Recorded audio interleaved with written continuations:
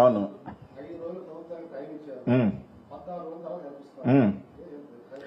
ఇందాకే చెప్పానన్నా, 5 రోజుల్లో పెడదాం అనుకున్నా. 5 రోజుల తర్వాత నాకు కూడా కొంత డేటా తెప్పించుకోవాలి కదా. ఏదో వచ్చాను నేను 5 రోజుల్లో వచ్చాను, 6 రోజుల్లో ప్రెస్ మీట్ పెట్టాలనేది వచ్చేసి హడావిడిగా ప్రెస్ మీట్ పెట్టేసి నిందలేయటం కాదు కదా. సో నాకు తగిన నుంచి ఇంకా కొంత డేటా రావాల్సి వచ్చింది. అది ఒక 2-3 రోజులు లేట్ రావాల్సి వచ్చింది. ఒకటి సరే 5 రోజులన్నా ఇంకొక వారం ఎక్స్ట్రా ఇచ్చా, ఏమన్నా మారుతారా? ఇప్పుడు ఆర్డీఓ గారికి పోయి ఒక రిప్రజెంటేషన్ ఇచ్చాం 10 రోజుల క్రితం. ఏమని, సార్ ఈ విధంగా గవర్నమెంట్ టైం అయిపోయింది, as per act, central government act, mining act 50 years దాటేసిన మైన్స్ ని మళ్ళీ గవర్నమెంట్ హ్యాండ్ ఓవర్ చేసుకొని ఆక్షన్ పిలవాలి, కాబట్టి మీరు హ్యాండ్ ఓవర్ చేసుకోండి అని చెప్పి ఇచ్చాం. సరే ఇంకా ఆర్డీఓ లెటర్ ఇచ్చారా లేదా పక్కన పెడితే రేపు ఎల్లుండో మళ్ళీ కలుస్తాను దానికి సంబంధించి, దాని వివరణ కూడా అడుగుతాం. ఒకటి. సో ఇవన్నీ కూడా నేను కలెక్ట్ చేయాల్సిన డేటా కూడా ఉంటుంది కదా. ఒకరోజు రావచ్చు, ఒకరోజు రాకపోవచ్చు తొందరలో. ప్లస్ రెండోది వార్ అనేది ఒకటి జరిగింది. ఈ వార్ జరిగినప్పుడు ఆ ఒక భావోద్వేగ సందర్భాలు మూమెంట్స్ ఉన్నప్పుడు నేను వచ్చి ఇది మాట్లాడటం కూడా కరెక్ట్ కాదని దానికి కూడా ఒక 3-4 days మనం తీసుకోవడం జరిగింది. సో మొత్తానికైతే నాకున్న డేటాని సరే వారం నుంచి 14 రోజులు వచ్చినబ్బా, దాంట్లో ఏమి నష్టమేం లేదు కదా. దాంట్లో ఏమి రాకుండా పోయేదేం లేదు కదా. వచ్చా నేను చెప్పాల్సింది చెప్పా. సో దీనికి సంబంధించి వివరణ ఇవ్వాల్సిన బాధ్యత వాళ్ళకు ఉంటుంది. సరే నేను తప్పు చెప్పానా ఒప్పు చెప్పానా ఏదో వచ్చి నేను చెప్పాలా, నాకున్న ఇన్ఫర్మేషన్, నాకున్న అనుమానాలు, నాకున్న అలిగేషన్స్ ని ముందు పెట్టా. కాని పక్షంలో అవన్నీ చేయండి అంతే కదా. ఇప్పుడు ఆ మైన్స్ టైం అయిపోయినాయి, టైం అయిపోయిందా లేదా తెప్పించుకోవటం 5 నిమిషాల పని కదా. ఇదిగో టైం కాలేదని మీరు చెప్పండి, టైం కాలేదని చెప్పండి, ఏదైనా యాక్ట్ ఉంటే చూపించండి. ఎందుకు తీసుకోవట్లేదని నా అనుమానం. మాకున్న అనుమానాలు ఇయే. దాంట్లో జరిగిందో ఈ శోభారాణి మైన్లో మీరే చూస్తున్నారు, ఎంత మెటీరియల్ చూశారు కదా. ఆ మెటీరియల్ అంతా తరలిపోతుంది. అది ఎవరి జోబులోకి వెళ్తుంది? ఏ కంపెనీ ద్వారా ఎక్స్పోర్ట్ అవుతుంది? ఏనే చెప్పాలి కదా. చెప్పిన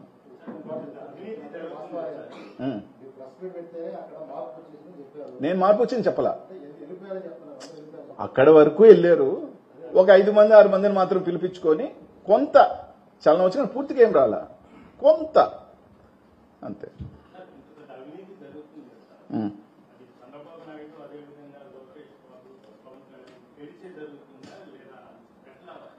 తెలిసి జరుగుతుందా? తెలియ జరుగుతుంది. ఇంత పెద్దది జరుగుతూ ఉంది, ఇంత పెద్ద జరుగుతుందంటే తెలియక జరుగుతుందని నేను అనుకుంటానా? తెలియక జరుగుతుందంటే ఆపేయమనండి. ఇవన్నీ కూడా మైన్స్ హ్యాండ్ ఓవర్ చేసుకుంటే ఓకే రైట్. అందరు ఎక్స్పోర్టర్లకు ఫ్రీగా చేస్తే అయిపోతుంది. ఎందుకంటే ఇప్పుడు మైన్ ఓనర్స్ పోయి కోర్టులు వేసింది నేను కాదు, మైన్ ఓనర్సే కోర్టులు వేశారు. కంటెంప్ట్ ఇంకా విత్డ్రా కూడా చేసుకోవాలి వాళ్ళు. ఫెమి డైరెక్ట్ గా చంద్రబాబు నాయుడుకి ట్యాగ్ చేసింది. ఫెమి అనేది ట్విట్టర్ లో డైరెక్ట్ గా చంద్రబాబు నాయుడుకి ట్యాగ్ చేసింది, ఏపీ సీఎం గారికి ట్యాగ్ చేసింది. మైన్ ఓనర్స్ కోర్టుకి ఎందుకు పోయినారు? కంటెంప్ట్ ఎందుకు వెళ్లారు? వాళ్ళు ఇబ్బందులు పడుతుంటేనే కదా, ఇబ్బందులు పడకపోతే కాదు కదా.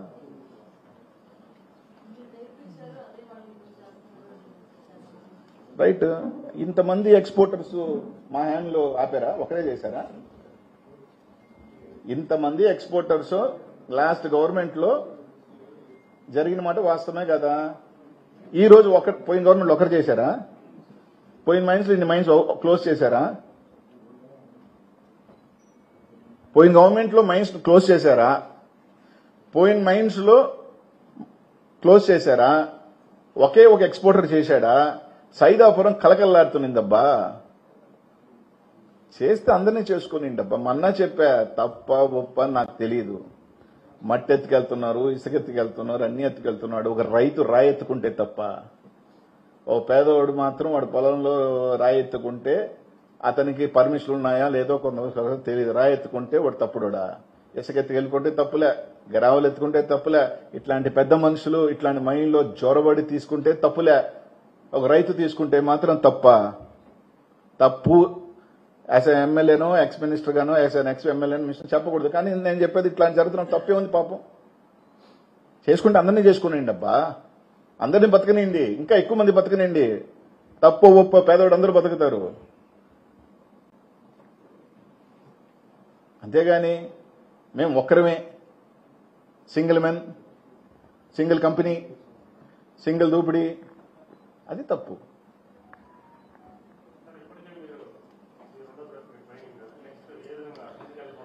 ఖచ్చితంగా ఇప్పటికే చాలా ఓట్ల మీద ఎన్జిటీస్ లో వేస్తున్నారు, కోర్టులో వేస్తున్నారు. ఇక్కడితో ఏం ఆగల. ఈ మైన్స్ అన్నిటి మీద కోర్టులో వేస్తున్నారు, ఎన్జిటీలో వేసి కొట్లాడుతూ ఉన్నారు. కొన్ని కోర్టు ఆర్డర్స్ వచ్చినా కూడా పట్టించుకునే పరిస్థితి లేదు. తప్పకుండా ఇల్లీగల్ యాడ్ జరిగినా ఎలాగో మా లోకల్ ఇన్ఛార్జ్ గారు మన పోయి కలెక్టర్కి ఇచ్చారు. తప్పకుండా పెద్ద ఎత్తునే ఆపుతా. అందరూ బతకాలనేది, అందరూ బతకాలి, అందరూ బాగుండాలి, ప్రతి పేదవాడికి పని దొరకాలి, వాళ్ళందరూ ఓపెన్ చేయాలి. అప్పుడు దాకా ఓపెన్ చేసేది నా చేతిలో లేదు కదా. ఓపెన్ అయితే వాళ్ళైనా ఓపెన్ చేయాలి కదా. ఇల్లీగల్ కావాలంటే నేను వస్తున్నానంటే కానీ పోలీసుని అడ్డు పెడతారు, ఆపుతా. కానీ మైండ్ నేను ఓపెన్ చేయలేను కదా.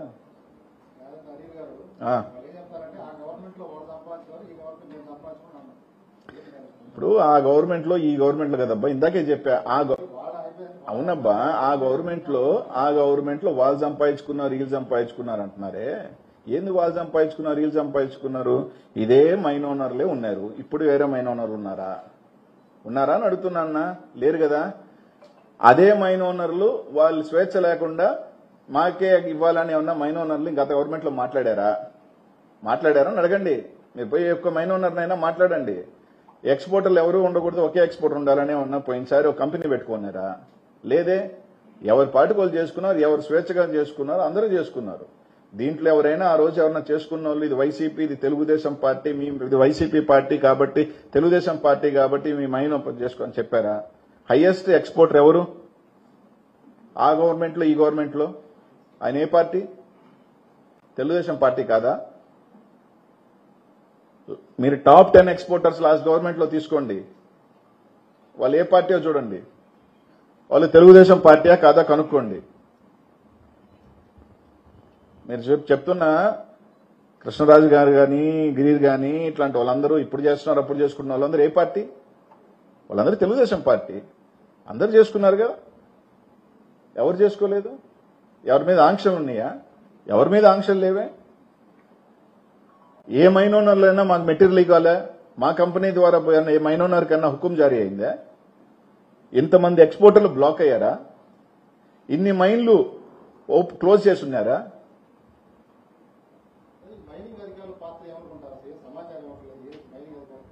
అది మీరు తెలియాలి. మీరే కదా పోతా ఉన్నారు. మిమ్మల్ని అసలు కనీసం మనిషిగా కూడా చూస్తున్నట్లేడు. పాప మాట తిడుతున్నాడు ఆ డీడీ గారు. కాదన్నా చెప్తున్నా, యాజ్ అ ప్రెస్ వాళ్ళు మీరు పోతే ఆయన అసలు ఫస్ట్ ఆఫ్ ఆల్ దారుణం ఏంటంటే, ఇంత జరుగుతుంటే రెగ్యులర్ డీడీ కాదు ఆయన. తిరుపతిలో 3 రోజులు, నెల్లూరులో 2 రోజులు.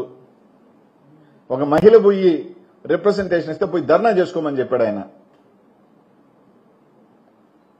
రవిచంద్ర గారు, ఒక బీసీ మహిళ ఎక్స్ జెడ్పీటీసీ వైస్ చైర్మన్ పోయి ఒక మీ ప్రభుత్వంలో ఒక అధికారి దగ్గరికి వెళ్లి ఇలా జరుగుతుందంటే పోయి ధర్నా చేసుకోమని చెప్పాడు. అసలు మీకు చిత్తశుద్ధి ఉంటే మీకు బీసీల పట్ల గానీ లేకపోతే ఒకరు పోయి రిప్రజెంటేషన్ ఇస్తే స్పందించి అధికారులు ఇమీడియట్ గా మీరు సస్పెండ్ అన్నా చేయాలా, ట్రాన్స్ఫర్ అన్నా చేయాలా? అట్లాంటి అధికారులు పెట్టుకుని మీరు పరిపాలన చేస్తున్నారు. ఇది నేను కాదు, మీడియాలో అంతా వచ్చింది.